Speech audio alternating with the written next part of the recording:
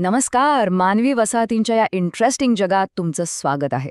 कधी विचार केलाय का की आपलं गाव किंवा शहर म्हणजे आपण जिथे राहतो ती जागा आपल्या रोजच्या आयुष्याला नेमका कसा आकार देते? चला आज आपण याच प्रश्नाचं उत्तर शोधणार आहोत. एका लहानशा खेड्यापासून ते मुंबईसारख्या महाकाय शहरापर्यंत आपली घरं, आपल्या गल्ल्या आणि आपली शहरं आपलं आयुष्य कसं घडवतात, हा प्रश्न खूपच इंटरेस्टिंग आहे नाही का? आणि याचं उत्तर आपल्या सगळ्यांच्या आयुष्याशी जोडलेलं आहे. चला तर मग शोधायला सुरुवात करूया. बरं, या प्रश्नाच्या मुळाशी जायचं असेल तर सगळ्यात आधी आपल्याला हे समजून घ्यावं लागेल की ही वसाहत किंवा सेटलमेंट म्हणजे नेमकं काय असतं. एकदम सोप्या भाषेत सांगतो, मानवी वसाहत म्हणजे अशी जागा जिथे लोक फक्त काही काळासाठी नाही तर कायमचे राहायला येतात. तिथे ते घरं बांधतात, रस्ते बनवतात आणि मिळून एक समाज म्हणून जगू लागतात. मग ते एक छोटंसं गाव असो किंवा मोठं शहर. यात सगळ्यात महत्वाचा शब्द आहे कायमस्वरूपी, म्हणजे परमनंट. ओके, तर वसाहत म्हणजे काय हे आपल्याला कळलं. पण मग सगळ्या वसाहती एकसारख्या असतात का? नाही, अजिबात नाही. मुख्यत्वे दोन प्रकार आहेत, एक ग्रामीण आणि दुसरं शहरी. चला बघूया या दोन जगात नक्की काय फरक आहे. फरक अगदी आपल्या डोळ्यासमोर आहे. बघा, एका बाजूला आहे आपलं ग्रामीण जग, जिथे लोकसंख्या कमी असते, बहुतेक लोक शेतीवर अवलंबून असतात आणि सुविधा जरा कमी असतात. आणि दुसऱ्या बाजूला शहरी वसाहत, इथे लोकसंख्या प्रचंड, नोकरीसाठी उद्योग आणि सेवा क्षेत्र आहेत आणि पायाभूत सुविधा एकदम उत्तम. आणि हाच फरक ठरवतो की तिथे आयुष्य कसं असेल. बरं, या वसाहती फक्त ग्रामीण किंवा शहरी नसतात, तर त्या जमिनीवर कशा पसरलेल्या आहेत याचा पण एक पॅटर्न असतो, एक आकार असतो.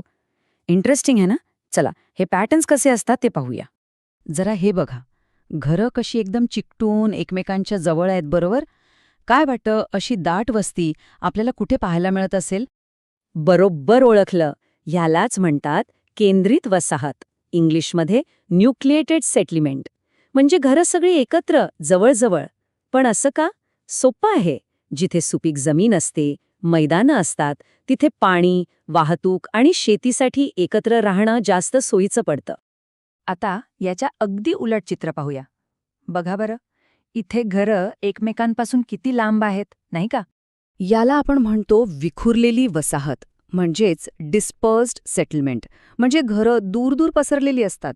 असं आपल्याला जास्त करून डोंगराळ भागात किंवा जंगलांमध्ये दिसतं. कारण तिथे सपाट जागा कमी असते. म्हणून लोक त्यांच्या शेताजवळ किंवा जिथे जागा मिळेल तिथे घर बांधतात. पण हे सगळं आपोआप घडतं का? नाही. या वसाहती कशा असाव्यात यावर काही लोकांनी खूप विचार केलाय. चला, अशाच काही महत्वाच्या विचारवंतांबद्दल जाणून घेऊया, ज्यांनी शहरांच्या नियोजनाला एक नवी दिशा दिली. यामध्ये पहिलं नाव येतं वॉल्टर क्रिस्टालर यांचं. त्यांनी मांडली सेंट्रल प्लेस थिअरी. आता ही थिअरी काय सांगते? सोप्या भाषेत, एक मोठं शहर आपल्या आसपासच्या छोट्या गावांना सेवा कशा पुरवतं आणि शहरं, गावं एकमेकांपासून किती अंतरावर असावीत याचं गणित त्यांनी मांडलं. खरं तर हा शहरी नियोजनाचा एक खूप महत्वाचा पाया मानला जातो. दुसरे महत्वाचे व्यक्ती आहेत पॅट्रिक गेडिस, आणि यांना भारतातील नगर नियोजनाचे जनक म्हणून ओळखलं जातं. त्यांची एक खास गोष्ट होती, ते म्हणायचे की शहराचा विकास तिथल्या लोकांच्या गरजा आणि संस्कृतीचा विचार करूनच झाला पाहिजे. आणि हा विचार आजही किती महत्वाचा आहे, नाही का? आणि तिसरं नाव आहे एबेनेझर हॉर्वर्ड यांचं. त्यांनी एक खूप सुंदर कल्पना मांडली, गार्डन सिटीची.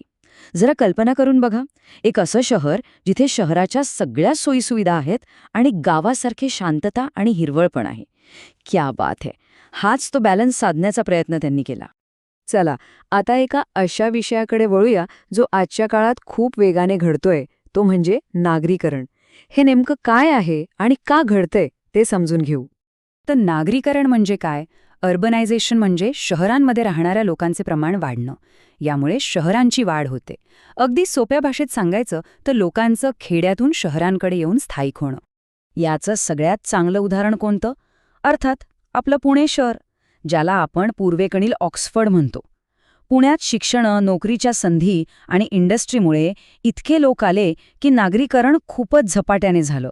आणि जेव्हा हे नागरीकरण खूप मोठ्या प्रमाणावर होतं, तेव्हा काय होतं? तेव्हा तयार होतात मुंबईसारखी मेगा सिटी, म्हणजेच महानगरं. आज मुंबई फक्त एक शहर नाहीये, तर ते व्यापार, उद्योग आणि वाहतुकीचं एक ग्लोबल हब बनलंय. वाह, बरीच माहिती झाली.